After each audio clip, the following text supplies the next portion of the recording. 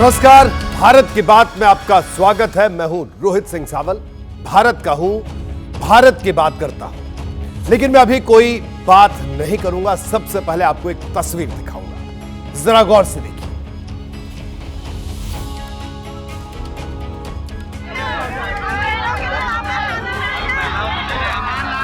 यह तस्वीर शिवराज सिंह चौहान की है। शिवराज सिंह चौहान जब अपने विधानसभा क्षेत्र पहुंचे तो वहां पर जो महिलाएं हैं, जिनको शिवराज अक्सर लाडली बहना कह के संबोधित करते हैं, क्योंकि उनकी एक चर्चित योजना लाडली बहना योजना मध्य प्रदेश में लागू है, तो ये वो तमाम महिलाएं इकट्ठा हुई और शिवराज सिंह चौहान से इस तरह भावुक अंदाज में वो मिली।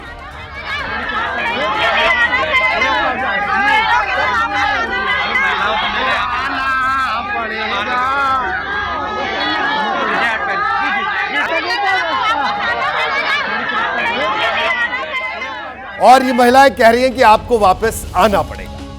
ये वीडियो भावुक करने वाला है। शिवराज आज विदिशा गए थे, वहां उनके स्वागत के लिए बाढ़ वाले गणेश मंदिर पर बड़ी संख्या में महिलाएं जमा हो गई। इसके बाद शिवराज के समर्थन में नारे गूंजने लगे। महिलाएं शिवराज के गले लगकर बिलख उठी तो शिवराज भी अपने आंसू नहीं रोक पाए। एक बार फिर देखिए, ये तस्वीरें मैं आपको दिखा रहा हूं। आप देखिए किस तरह से शिवराज सिंह चौहान चश्मा भी उतारते हैं, और ये देखिए, ये चश्मा उतार के वो अपने आंसू पोंछते हैं और महिलाएं यही कह रही थी कि आपको वापस आना होगा। दरअसल ये तस्वीरें शिवराज सिंह चौहान की पॉपुलैरिटी का सबूत है और इस बात का भी प्रमाण है कि शिवराज ने अपनी सहजता से लोगों के दिल जीते हैं। उनसे लोगों का जुड़ाव ऐसा है कि वो जहां भी जाते हैं ऐसा ही सीन बन जाता है।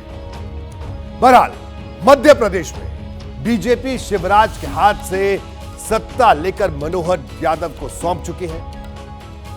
छत्तीसगढ़ में भी विष्णुदेव साय कुर्सी संभाल चुके हैं। कल राजस्थान में भी भजनलाल शर्मा सीएम की कुर्सी पर बैठ जाएंगे। आपको लग रहा होगा कि सस्पेंस सारा खत्म हो गया है, लेकिन एक सस्पेंस अभी बाकी है।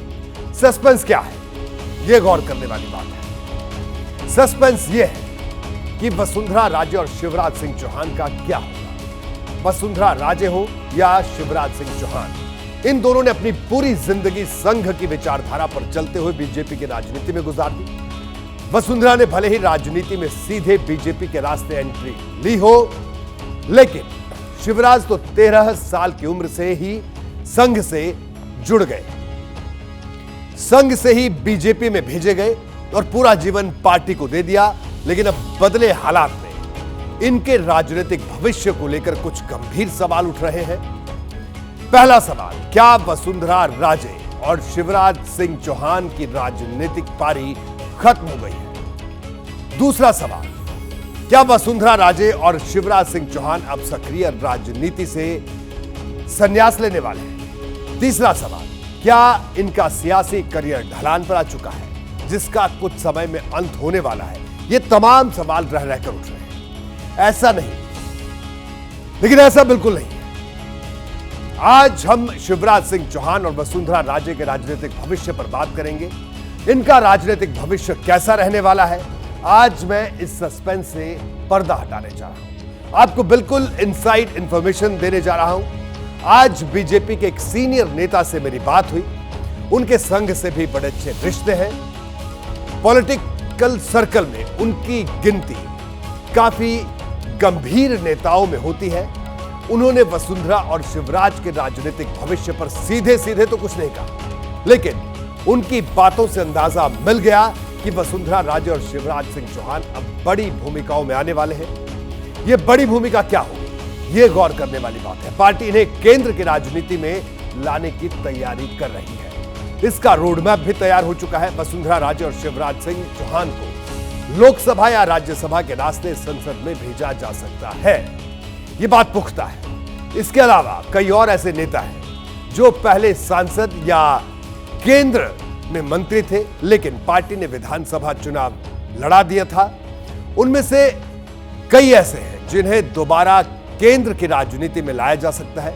छत्तीसगढ़ में जो पार्टी के बड़े नेता थे, उनके लिए राज्यपाल की भूमिका भी तय की जा सकती है, ऐसा भी कहा जा रहा है। लेकिन शिवराज और वसुंधरा को राज्यपाल बनाने का कोई प्लान नहीं है, जो जानकारी अभी तक मिल पाई है। यह पहले से तय है कि इनका राजनीतिक भविष्य कैसा होगा। बीजेपी ने इसका पूरा रोड मैप तैयार कर लिया है, लेकिन असली सवाल यह कि शिवराज सिंह चौहान और वसुंधरा राजे सिंधिया क्या चाहते हैं। क्या ये दोनों राज्य की सियासत छोड़कर केंद्र की राजनीति के लिए तैयार होंगे? ये सवाल भी अपने आप में बड़ा है। इनको केंद्र में ही लाने का एक मात्र अब ऑप्शन बचा हुआ है, विकल्प बचा हुआ है, और वही उनकी जगह है। तो वसुंधरा राजे को कोई केंद्रीय मंत्री का वही पद इनको दिया जा सकता है, लेकिन उनके लिए संभावना थोड़ी कम हो जाती है। शिवराज को जरूर ये हो सकता है कि क्योंकि अब नड्डा जी का भी कार्यकाल ख़त्म होने पर है, और वो जिस तरीके से पार्टी के सिपाही रहे हैं उसमें उनको कुछ पद दिया जा सकता है, ऊंचा पद दिया जा सकता है। वसुंधरा राजे हो या शिवराज सिंह चौहान हो, ये दोनों बीजेपी के कद्दावर नेता है। इन दोनों ने अपने राजनीतिक जीवन का लंबा हिस्सा अपने अपने राज्यों में गुजारा है। ये दोनों अपने अपने राज्यों में लोकप्रिय भी हैं, और दोनों ही इस बात का संकेत भी देते रहे हैं कि वो दिल्ली नहीं जाना चाहते हैं। 20 जनवरी 2019 को वसुंधरा राजे ने कहा था कि मेरी डोली राजस्थान आई थी, अर्थी भी यहीं से जाएगी।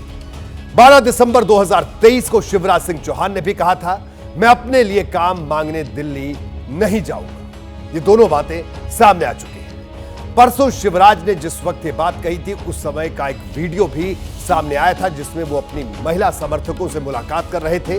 इस दौरान शिवराज काफी भावुक भी दिखाई दे रहे थे।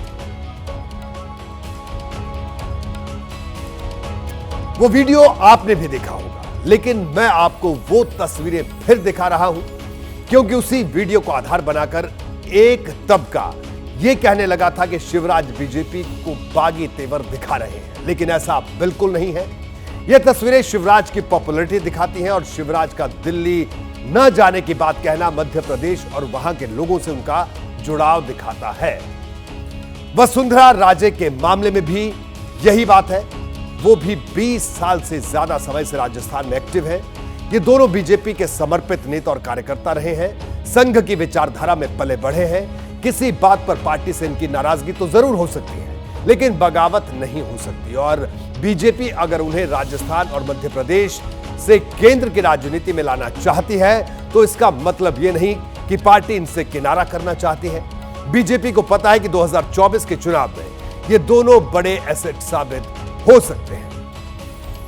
को किनारे छोड़ देना गलत होगा, और गलत इसलिए होगा कि छोड़ा सा भी 2-3-4% वोट भी इनके हिस्से का अगर होगा तो मुश्किल होगी। वसुंधरा राजे तो एक राजस्थान के एक क्षेत्र के ही नेता हैं, जबकि शिवराज कई कम्युनिटी के नेता हैं। इसलिए शिवराज को किनारे तो रखना ही नहीं चाहिए, किसी भी हालत में उनको नहीं रखना चाहिए। उनको केंद्र की राजनीति में, पार्टी की राजनीति में मान सम्मान के साथ रखना पार्टी के लिए बहुत भले का काम रहेगा। दरअसल ये दोनों ही ऐसे लीडर हैं जो स्टेट की पॉलिटिक्स में उतरने से पहले लंबे समय तक केंद्र की राजनीति कर चुके हैं, और जब तक केंद्र में रहे पोजीशन ठीक ठाक रही। ऐसा कभी नहीं लगा कि बीजेपी इन्हें इग्नोर कर रही है या इग्नोर करना चाहती हो। इनके पास हमेशा महत्वपूर्ण जिम्मेदारियां रही हैं। अब एक एक करके आपको वो भी बताता हूं। वसुंधरा 1984 में बीजेपी में शामिल हुई, इसके साथ ही उन्हें राष्ट्रीय कार्यकारिणी का सदस्य भी बना दिया गया था। शुरू में वो 4 साल तक यानी 1985 से 1989 तक विधायक रही। इसके बाद बीजेपी ने उन्हें केंद्र में भेज दिया, और 1989 से 1999 के बीच वो 5 बार सांसद भी चुनी गई। लेकिन बीजेपी को जब लगा कि उनकी जरूरत केंद्र से ज्यादा राज्यों में है, तो उन्हें 2003 में राजस्थान भेज दिया गया। वो इस दफा 6ठी बार विधायक चुनी गई। वो पार्टी की राष्ट्रीय उपाध्यक्ष भी है। बीजेपी संगठन में यही पद शिवराज सिंह चौहान के पास भी रहा है। 1972 में संघ से एबीवीपी के रास्ते बीजेपी में आए शिवराज ने पहले राज्य की राजनीति की। 1990 में विधायक बने, लेकिन इसके बाद उन्होंने केंद्र की राजनीति में लंबी पारी खेली। 1991 से 2004 के बीच वो 5 बार लोकसभा के सांसद भी रहे शिवराज सिंह चौहान। इसके बाद 2006 से वो राज्य की राजनीति में एक्टिव है, और अब तक 6 बार विधायक चुने जा चुके हैं। कहने का मतलब यह है कि राज्य हो या केंद्र, वसुंधरा और शिवराज दोनों ही जगह अपनी उपयोगिता साबित कर चुके हैं। इसके पास कहीं भी फिट हो जाने की काबिलियत दोनों में है, तो संगठन के पास मजबूत प्लान है। इसी प्लान के तहत बीजेपी ने राज्यों में नई लीडरशिप लाने का फैसला किया और वसुंधरा और शिवराज को भविष्य में दी जाने वाली भूमिका भी तय की। ये दोनों संघ परिवार से के करीबी हैं और इन्हें इस बात का मैसेज भी मिल चुका है कि संघ इनकी चिंता जरूर कर रहा है। हालांकि यह भी सच है कि राजनीतिक नियुक्तियों को लेकर संघ सीधे सीधे कभी भी ज्यादा दबाव नहीं बनाता है भारतीय जनता पार्टी पर। संघ का अपना एक अलग काम होता है। संघ पार्टी में भूमिका के लिए बहुत दबाव नहीं डालेगा। संघ की काम करने का जो शैली रही है उसमें इस तरीके के हस्तक्षेप वो ज्यादातर नहीं करते हैं। अगर वसुंधरा और शिवराज को राज्य से हटाकर केंद्र में भेजा जाता है तो ऐसा कोई पहली बार नहीं होगा। बीजेपी संगठन पहले भी कई कद्दावर नेताओं की भूमिका बदल चुका है। इस लिस्ट में प्रधानमंत्री नरेंद्र मोदी और राजनाथ सिंह जैसे नेताओं का नाम भी शामिल है। अब केंद्र में वसुंधरा और शिवराज को क्या भूमिका मिलती है ये तो पक्के तौर पर कहना मुश्किल है, लेकिन इनकी जिम्मेदारी तय करते वक्त पार्टी इनके योगदान और उपयोगिता दोनों को नजर में जरूर रखेगी। ये तो ही बीजेपी के नेताओं की बात। अब बात कांग्रेस के बड़े नेताओं की भी कर लेते हैं, क्योंकि वहां पर भी बड़े परिवर्तन होने के संकेत हैं। जिस तरह बीजेपी के कई दिग्गज नेताओं का भविष्य शंकाओं और संभावनाओं के भंवर में फंसा है, ठीक उसी तरह कांग्रेस के भी कुछ बड़े नेताओं का हाल है। सवाल उठ रहा है कि मध्य प्रदेश में कमलनाथ का क्या होगा, राजस्थान में गहलोत और पायलट का क्या होगा, और छत्तीसगढ़ में भूपेश बघेल का क्या होगा, यह भी सवाल उठ रहा है। आज इन तीनों राज्यों को लेकर कांग्रेस के कुछ बड़े नेताओं से मेरी बात हुई। बातचीत में कई ऐसी बातें निकल कर आई जिसने कांग्रेस का फ्यूचर प्लान साफ कर दिया। आपको कांग्रेस के भीतर बन रही रणनीति की आज पक्की जानकारी में दे रहा हूं, लेकिन पहले समझिए ये तीन राज्य 2024 चुनाव के लिहाज से कितने अहम हैं। मध्य प्रदेश में लोकसभा की 29 सीट है, इसमें से कांग्रेस के पास सिर्फ एक सीट है, बाकी 28 सीट भारतीय जनता पार्टी के पास है। राजस्थान में लोकसभा की 25 सीट है, पिछली बार कांग्रेस का यहां पर खाता भी नहीं खुला था। बीजेपी ने 24 सीट जीती थी और छत्तीसगढ़ जहां की 11 लोकसभा सीटों में से 9 सीटें बीजेपी के पास है और सिर्फ 2 कांग्रेस के पास। तीनों राज्यों को जोड़ दिया जाए तो लोकसभा की 65 सीटें हो जाती हैं और इसमें से सिर्फ 3 सीट ही कांग्रेस 2019 के चुनाव में जीत पाई थी। और विधानसभा चुनाव के नतीजों के बाद मुश्किल और ज्यादा बढ़ गई है कांग्रेस के लिए, इस बात से इनकार नहीं किया जा सकता। विधानसभा चुनाव में जो होना था वो तो हो चुका, अब सामने 24 का चुनाव है। सवाल यही है कि कांग्रेस के अंदर क्या चल रहा है। इन तीन राज्यों में ऐसा क्या किया जाए जो 4 महीने के भीतर तस्वीर पलट दे कांग्रेस के लिए। ऐसा क्या किया जाए जिससे संगठन को मजबूती मिले। शुरुआत करते हैं मध्य प्रदेश से। चुनाव में हार के बाद 8 दिसंबर को जब दिल्ली में समीक्षा बैठक हुई थी, तभी यह इशारा मिल गया था कि संगठन में बदलाव का वक्त आ चुका है। इस बैठक में प्रदेश संगठन के पुनर्गठन का फैसला पार्टी अध्यक्ष मल्लिकार्जुन खड़गे पर छोड़ा गया। उन्हें अधिकृत किया गया कि अगली संगठन और विधायक दल की कार्यवाही के लिए वो अपना मार्गदर्शन हमें दें। आगे का निर्णय अब कांग्रेस अध्यक्ष माननीय खड़गे साहब पर हमने छोड़ दिया कि वो हमें मार्गदर्शन दें कि किस प्रकार से संगठन की रचना हो, संगठन को आगे बढ़ाएं। देखिए, अगर मध्य प्रदेश में संगठन का स्वरूप बदलता है तो सवाल यह है कि राज्य में संगठन की अगुवाई करने वाला नया नाम किसका होगा। वो कौन सा ढांचा होगा जिसके सहारे कांग्रेस 24 के चुनाव में एंट्री करेगी। ये चर्चा बहुत तेज है कि कमलनाथ को प्रदेश अध्यक्ष की कुर्सी खाली करनी होगी। दिल्ली में जिस दिन समीक्षा बैठक हुई उस दिन यह खबर भी खूब उछली। हालांकि मध्य प्रदेश कांग्रेस ने सोशल मीडिया पर इसका खंडन जरूर किया। उस वक्त मध्य प्रदेश कांग्रेस की तरफ से किए गए पोस्ट को भी अलग नजरिए से देखा जा रहा है, क्योंकि अभी मध्य प्रदेश कांग्रेस के सोशल मीडिया अकाउंट से वही पोस्ट होता है जो कमलनाथ चाहते हैं। यहीं से सवाल उठता है कि बात सिर्फ इतनी भर है या इसके पीछे कोई दूसरी कहानी है, क्योंकि मुझे यह पक्की जानकारी मिली है कि कमलनाथ को समीक्षा बैठक में ही हिंट दे दिया गया था कि उन्हें प्रदेश अध्यक्ष की कुर्सी से हटना होगा। कहा तो यह भी गया कि कमलनाथ ने उसी दिन इस्तीफा ऑफर कर दिया, लेकिन आला कमान ने उन्हें रुकने के लिए कहा। संगठन के बड़े नेताओं ने कहा कि अभी नई व्यवस्था पर काम चल रहा है और जब तक ये पूरा नहीं हो जाता आप ही अध्यक्ष की भूमिका निभाते रहिए। लोकसभा चुनाव में ऐसा नहीं, अभी वक्त है, लेकिन कांग्रेस नए प्रदेश अध्यक्ष को आगे करके इतने बड़े राज्य में कोई रिस्क भी नहीं लेना चाहती और हर बात इसी ओर इशारा करती है। 2024 के चुनाव तक कमलनाथ ही मध्य प्रदेश में अध्यक्ष बने रहेंगे अगर लोकसभा चुनाव में कांग्रेस के लिए नतीजे ज्यादा चिंता पैदा करने वाले नहीं रहे तो कमलनाथ की भूमिका इसी तरह आगे भी जारी रह सकती है, यह भी कहा जा रहा है। अगर कमलनाथ इतने ही मजबूत नेता होते तो वे 6 साल से प्रदेश अध्यक्ष हैं। पार्टी की ऐसी दुर्दशा क्यों है? समीक्षा के बाद निश्चित तौर पर युवा नेतृत्व को आगे लाने की बात उठेगी, पर कमलनाथ खुद इसको खारिज कर चुके हैं। बैठक के पहले ही वे कह चुके हैं कि मैं इस्तीफा नहीं दे रहा हूं, लेकिन फिर भी लगता है कि कुछ न कुछ बदलाव जरूर होंगे। युवा नेताओं को कांग्रेस पार्टी आगे लाएगी। मध्य प्रदेश में कांग्रेस के एक दूसरे बड़े नेता हैं, नाम है दिग्विजय सिंह।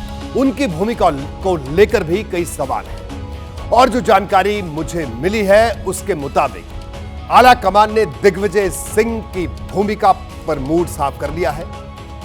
दिग्विजय सिंह केंद्र की राजनीति में सक्रिय रहेंगे, संसद में बड़े मुद्दों पर केंद्र सरकार को घेरते रहेंगे, लेकिन मध्य प्रदेश में ज्यादा एक्टिव वो नहीं रहेंगे। कांग्रेस में मंथन तो खूब होते हैं, लेकिन कुछ निकलता नहीं है। दूसरी बात कि कमलनाथ बार बार कहते हैं कि मेरी चक्की बहुत बारीक पीसती है, तो ये समझना होगा कि क्या मध्य प्रदेश की जो कांग्रेस की हालत है उसको देखते हुए हाईकमान की चक्की मध्य प्रदेश की लीडरशिप से पूरी तरह से कुछ पीस कर निकाल पाएगी या नहीं।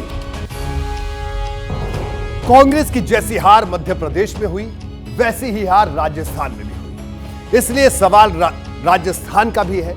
राजस्थान को लेकर भी मैंने कांग्रेस के कुछ बड़े नेताओं से बात की और यहां भी बात लगभग मध्य प्रदेश जैसी दिखाई दी। हालांकि यहां कांग्रेस की रणनीति थोड़ी बदली नजर जरूर आ सकती है। वो कैसे, जरा इसको समझिए। पूर्व सीएम अशोक गहलोत को कांग्रेस विधायक दल का नेता चुना गया। हो सकता है कि उन्हें नेता प्रतिपक्ष की भूमिका में बिठाया जाए। इसके अलावा एक सबसे बड़ी बात प्रदेश अध्यक्ष की कुर्सी को लेकर है। माना जा रहा है कि चुनाव में हार के बाद कांग्रेस कोई बड़ा कदम उठा सकती है। राजस्थान में प्रदेश अध्यक्ष की कमान किसी नए चेहरे को सौंपी जा सकती है। हालांकि यह फैसला लोकसभा चुनाव से पहले ही होगा या लोकसभा चुनाव के बाद, इसको लेकर अभी भी सस्पेंस बरकरार है। ऐसी स्थिति में पार्टी को चाहिए कि अशोक गहलोत जैसे परिपक्व जो नेता है, अनुभवी नेता है और जिन्हें प्रशासन का भी जो है अनुभव है, उनको साथ लेकर चलें। राजस्थान में कांग्रेस नया ढांचा खड़े करने की तैयारी में है। इस ढांचे में अशोक गहलोत की क्या जिम्मेदारी होगी, इसका सबको इंतजार है, क्योंकि गहलोत ऐसे नेता हैं जिनकी 36 बिरादरी में पकड़ है। इसके अलावा एक सवाल सचिन पायलट को लेकर भी है। बहुत से लोग सोच रहे होंगे कि अगर प्रदेश अध्यक्ष को लेकर बदलाव होता है तो सचिन पायलट का नाम सबसे आगे हो सकता है, लेकिन मेरे पास जो खबर है उसके मुताबिक सचिन पायलट को प्रदेश अध्यक्ष नहीं बनाया जाएगा। सचिन पायलट को 2024 के लोकसभा चुनाव के लिए लगाया जाएगा। अगर सचिन पायलट को फिर से लोकसभा चुनाव लड़वा दिया जाए तो हैरानी की बात नहीं होगी। 2019 का लोकसभा चुनाव सचिन पायलट अजमेर से हार गए थे। एक खबर यह भी है कि सचिन पायलट को केंद्र में बतौर महासचिव लगाया जा सकता है, यानी पायलट का कद पार्टी में बढ़ने वाला है, उनकी नई भूमिका आने वाली है। सचिन पायलट को ऐसा है कि वो उनका चेहरा बड़ा आकर्षित करने वाला युवाओं को, और जो राजनीति का जो दौर होता है वो आता जाता रहता है। ऐसी स्थिति में मेरी समझ में सचिन पायलट को अगर जल्द से जल्द नेतृत्व दिया जाए तो उनके पास 5-6 महीने का टाइम है, कुछ कर दिखाएंगे। यानी तस्वीर साफ है, मध्य प्रदेश और राजस्थान में बहुत जल्द नई पीसीसी की नियुक्ति होने वाली है। इसी तरह अटकलें छत्तीसगढ़ को लेकर भी हैं। यहां कांग्रेस को पूरी उम्मीद थी कि वो दोबारा सरकार बना लेगी, लेकिन आखिरी वक्त में पासा पलट गया। अब 2024 को लेकर कांग्रेस इस राज्य के लिए भी मंथन कर रही है और इस मंथन के मुताबिक इस बात की उम्मीद है कि बहुत ज्यादा है कि भूपेश बघेल को विधायक दल का नेता चुनकर नेता प्रतिपक्ष बनाया जाए। साथ ही 2024 लोकसभा चुनाव तक राज्य की प्रभारी कुमारी शैलजा ही रहे। छत्तीसगढ़ में भूपेश बघेल कांग्रेस के सबसे बड़े नेता है, ऐसे में उन्हें आगे रखना ही कांग्रेस के लिए इस वक्त सबसे ज्यादा जरूरी है। काफी दमदार नेता भी हैं, लोग भी हैं। भूपेश जी के अलावा तारदास साहू जी हैं, चरणदास महंत हैं, टीएस बाबा हैं। तो उम्मीद है कि इनका चेहरा भी फ्रंट पे लाया जा सकता है। काफी लोग कयास लगा रहे हैं कि टीएस बाबा अध्यक्ष हो सकते हैं, पीसीसी के संगठन की जिम्मेदारी उनको दी जा सकती है, लोकसभा के चुनाव के वक्त वो मुखिया रहेंगे। ऐसे भी बातें सुनने आ रही। कुल मिलाकर यह बात है कि हिंदी बेल्ट के 3 राज्यों में हार के बाद अब कांग्रेस के सामने डूबती नैया को संभालने की बड़ी चुनौती है। इसकी वजह यह सवाल उठ रहा है कि राज्यों में नेतृत्व को लेकर कांग्रेस क्या करने वाली है। कुछ और बड़े राज्यों के बारे में भी आपको बता दूं जहां कांग्रेस बदलाव पर विचार कर रही है। पंजाब में भी हरीश चौधरी कांग्रेस के प्रभारी हैं। इस राज्य में कांग्रेस को पिछले कुछ साल में तेजी से सियासी नुकसान हुआ है, ऐसे में यहां प्रभारी बदलने की चर्चा चल रही है। इसी तरह महाराष्ट्र में विधानसभा चुनाव से पहले कांग्रेस प्रभारी पद पर बदलाव करने वाली है। अभी एच.के. पाटिल महाराष्ट्र कांग्रेस के प्रभारी हैं, जो कर्नाटक सरकार में मंत्री बन चुके हैं। उनकी जगह पार्टी को नई नियुक्ति करनी है। इसके अलावा महाराष्ट्र में कुछ और बड़े बदलाव भी होने वाले हैं, इस बात से भी इनकार नहीं किया जा सकता। इसी तरह केरल और बंगाल और तमिलनाडु समेत ऐसे दक्षिण के राज्य हैं जहां बहुत जल्द कांग्रेस अपने प्रभारी बदलेगी। ये सभी राज्य 2024 के लिहाज से काफी बड़े हैं, लोकसभा सीटों की संख्या भी ज्यादा है और कुल जमा बात यह है कि कांग्रेस अब बड़े परिवर्तन के मूड में है। वो राज्यों में नई लीडरशिप डेवलप करना चाहती है, क्योंकि कांग्रेस को 2024 के चुनाव में एक बार फिर उसी मोदी के नाम से टकराना होगा जिसके आगे हिंदी पट्टी के राज्यों में कई दल धुआं हो जाते हैं। बात कांग्रेस के राज्यसभा सांसद धीरज साहू की। धीरज साहू के अलग अलग ठिकानों पर अभी भी छापेमारी चल रही है। अब तक 350 करोड़ से ज्यादा का कैश और 3 बैग भरकर ज्वेलरी बरामद हो चुकी है। लेकिन बात यही खत्म नहीं होती। रांची में जो उनका घर है उसे व्हाइट हाउस भी कहा जाता है, वहां भी छापेमारी जारी है। इस बार अधिकारी धीरज साहू के घर पर जियो पोर्टेबल सर्विलांस सिस्टम की मशीन लेकर पहुंचे। इस मशीन का काम होता है कि अगर कोई भी मेटल की चीज जमीन के अंदर या दीवार के पीछे होगी तो उसका पता लगाया जा सकता है। इनकम टैक्स की जो टीम थी वो एक जियो सर्विलांस सिस्टम नाम की एक मशीन लेकर यहां पर पहुंची है। दरअसल कुछ जानकारी ये मिल रही है कि इस मशीन का काम होता है मेटल को डिटेक्ट करना, यानी कि अगर ज़मीन के अंदर कुछ छिपा हुआ है या दीवार के पीछे कुछ है तो उसको डिटेक्ट किया जा सके। यही वजह है कि अब पूरे घर के अंदर अंधेरा कर दिया गया है ताकि तस्वीर कोई ना ले पाए। तस्वीरें आप देख सकते हैं कि यहाँ पर आपको कुछ लोग घूमते हुए आपको यहाँ नजर आएंगे, लेकिन पूरे घर के अंदर अंधेरा अब कर दिया गया है। तो क्या अब ज़मीन के अंदर से या दीवार के पीछे से निकलेगा कुछ खजाना? इसकी पड़ताल अब जो IT की टीम है वो यहाँ पर लगातार कर रही है। यानी धीरज साहू के ठिकानों पर अभी और भी पैसा छिपा हो सकता है। आयकर विभाग के अधिकारी उसे गढ़े हुए खजाने की तलाश कर रहे हैं। बताया जा रहा है कि धीरज साहू ने न सिर्फ घर और दफ्तर में बल्कि अपने आलीशान ठिकानों की दीवारों में भी गुप्त केबिन बनवाए हैं जिसमें बड़ी रकम छिपाई गई है। जांच में अगर कोई मजबूत संकेत मिलता है तो बहुत जल्द धीरज साहू के व्हाइट हाउस को खोदने की कार्रवाई भी शुरू हो सकती है। तो ये तस्वीरें आप देख सकते हैं कि किस तरह से जो इनकम टैक्स के अधिकारी हैं वो खास मशीन लेकर वहां पहुंचे हैं कि कहीं जमीन के अंदर या दीवार के अंदर कुछ गढ़ा तो नहीं है, कोई ज्वेलरी तो नहीं है या कुछ और कीमती सामान तो नहीं रखा है। बहरहाल